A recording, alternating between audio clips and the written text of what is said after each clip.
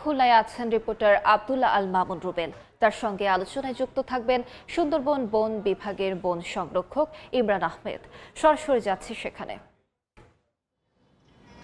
দক্ষিণাঞ্চলের অন্যতম প্রাকৃতিক সম্পদ সুন্দরবনের মধু। তবে তথ্য বলছে গত ৫ বছর ধরে প্রতি বছরই এই সুন্দরবন থেকে মধু আহরণ কমে আসছে।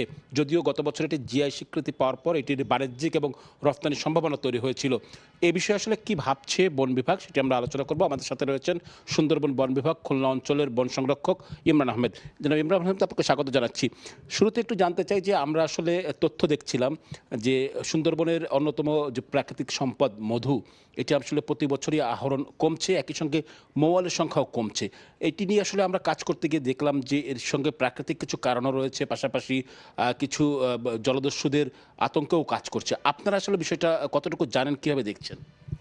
আপনাকে ধন্যবাদ। আসলে ঠিক অনেক বেশি আকারের যে কমে যাচ্ছে সেটি আসলে ঠিক নয়। এটি প্রায় আমরা যদি তথ্য দেখি যে গত ২ বছরে ১২-১৫% হয়তো মধু আহরণ কিছুটা কমেছে।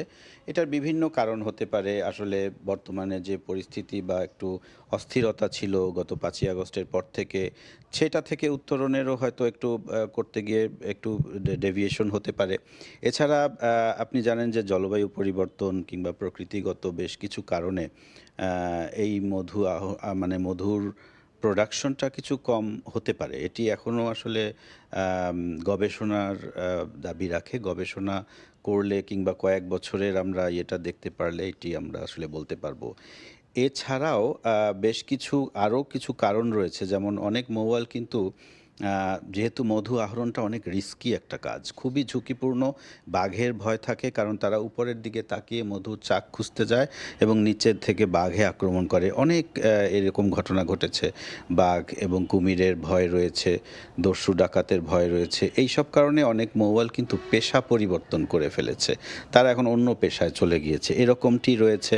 এছাড়া ইদানিংকালে সুন্দরবনের আশেপাশের যে সংলগ্ন গ্রামগুলোতে তরমুজের চাষ হচ্ছে এবং এই তরমুজে দেখা যায় যে চাষিরা কীটনাশক ব্যবহার করছে। সেই তরমুজের ফুলের ভেতরে কিন্তু মৌমাছি গেলে সে মারা পড়ছে। আমি বলছি এই কারণে, আমরা নিজে দেখতে পেয়েছি তরমুজের ফুলের ভেতরে মৃত মৌমাছি দেখতে পেয়েছি। সো এটাও একটি কারণ হতে পারে। এছাড়া ধরুন যে আমরা যদি একটু আরেকটা প্রসঙ্গে যাই, যে এই যে কারণগুলো আমরা আসলে বললাম বা জানতে পেরেছি, এই জায়গা থেকে মধুর উৎপাদন বাড়ানোর জন্য আসলে কোনো পরিকল্পনা নেওয়া যায় কিনা, সেটি আসলে বন বিভাগ ভাবছে কিনা, সেটা আপনি গবেষণার কথা বলছেন বা অন্যান্য যে কোনো কিছু? জি, এটি আসলে উৎপাদন বাড়ানো, এটি তো ওই রকম কোনো মানে উৎপাদন করা না, এটি সম্পূর্ণ প্রাকৃতিক একটা বিষয়। কাজেই প্রকৃতির উপর আমাদের নির্ভর করতেই হয়। এবছর যেমন অতিরিক্ত বৃষ্টিও হয়েছে এবং অসময়ে অতিবর্ষণ এবং কখনো হুট করে অনাবৃষ্টি হয়েছে। এজন্য অনেক মধুর চাক আমি নিজেও দেখেছি ভেঙে গিয়েছে, চলে গিয়েছে ওরা। এটি যেমন রয়েছে। তো এগুলোর তারপরও প্রোডাকশন যেন ভালো থাকে বা এইটি যেন বজায় থাকে, একটি প্রাকৃতিক উৎসটা যেন বজায় থাকে, সেজন্য আমরা কাজ করছি। আমাদের বিশেষজ্ঞগণ রয়েছেন যারা ইউনিভার্সিটিতে এবং বিভিন্ন বিজ্ঞানীরা কাজ করছেন। তাদের গবেষণালব্ধ যদি কোনো সিদ্ধান্ত আসে তাহলে আমরা সেটি নিয়ে ভাববো। আরেকটি বিষয় হচ্ছে কি, আমরা জলদস্যুর কথা বলছিলাম, যেটি মৌয়ালদের কম যাওয়ার একটি কারণ। সেই বিষয়ে আসলে আইন শৃঙ্খলা বাহিনী কাজ করছে।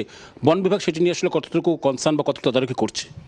না, বন বিভাগ সবসময় এই বিষয়ে খুবই তৎপর রয়েছে এবং অন্যান্য আইনশৃঙ্খলা বাহিনী, বিশেষ করে কোস্টগার্ডকে আমরা ধন্যবাদ দেই। তারা বিশেষ রিসেন্ট সময়গুলোতে অনেক সফল অভিযান পরিচালনা করেছে এবং এই সমস্ত ক্ষেত্রে বিভিন্ন তথ্য দেওয়া কিংবা এদের সাথে যৌথভাবে অপারেশনে যাওয়ার বিষয়ে বন বিভাগ সবসময় একসাথে রয়েছে এবং এই ব্যাপারে কাজ করে যাচ্ছে। আরেকটি বিষয় হচ্ছে এই মধুর অন্যান্য যে বিষয়গুলো রয়েছে, পাশাপাশি সুন্দরবনের এখন আসলে নিষেধাজ্ঞা চলছে, এই সময়েও অনেকে আসলে মধু সংগ্রহ বা অন্যান্য কাজেও যাচ্ছে, এমন অভিযোগও মাঝে মধ্যে আমরা জানতে পারি। এটিকে আসলে আপনারা কীভাবে দেখছেন বা এটি প্রতিরোধে কী পদক্ষেপ রয়েছে?